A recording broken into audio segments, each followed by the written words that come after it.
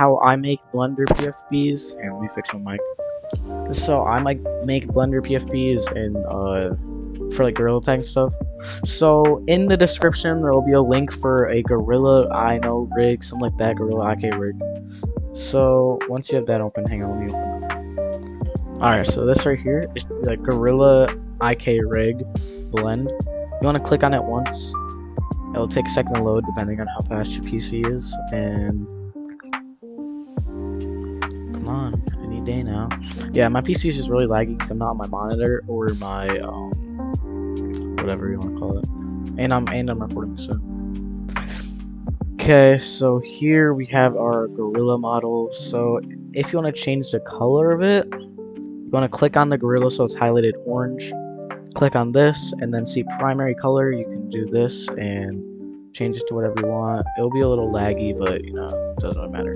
So I'm gonna do like a greenish color for this, and then you can just click off of it. If you want to change the name, click on the name, click edit mode, delete it, and you can make it like, for this one I'll do Lucas GT, something basic like that. So now that you have that, boom, you have a name and your character set up. And if you want to change the pose of it, so it's waving, you can click on pose up here underneath Gorilla IK rig, click object mode, and then click pose mode. And boom, you can pose it now, but hang on, whenever you try to pose it, you can click on the hand and it will just, for some reason, drag, and this is not what I want. Yeah, so see how it moves both of them? What you want to do is there's this little X up here next to a butterfly with a line in it. That basically makes it so it's not symmetrical. And boom, you can move the hands like normally now.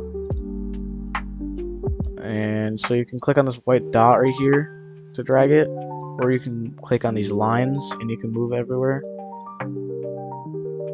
And if you want to click, or if you want to rotate it instead of just moving it, you can click on this arrow up here and then click rotate, and basically this allows you to move the hand and or fingers in any direction you want. So if I want to like rotate the whole hand like this, and then like this, and then like this, you can do that, then click this, and then make it waving like I do most of mine that I make.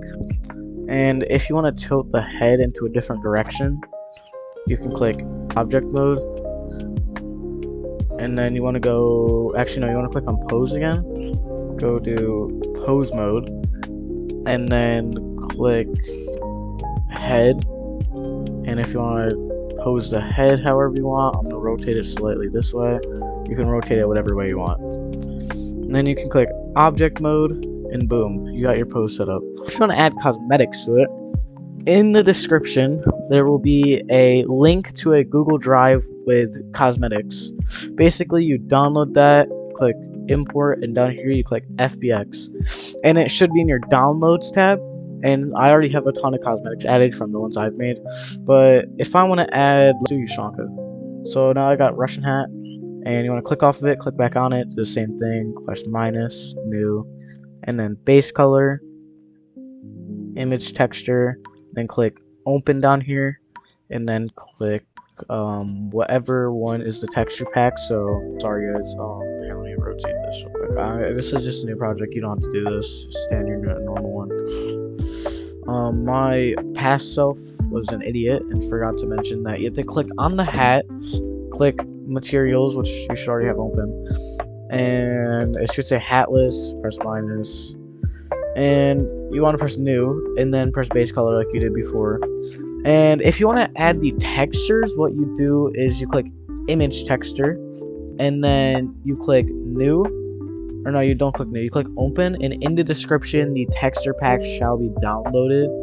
And then after you do that, you can just find it. So this one will be called hatless for Yushanka, and then yeah, you're good. You can get the texture cosmetic for the gorilla now. And now you can just do what you did with the head, except you don't have to click pose mode or anything. You can just rotate it.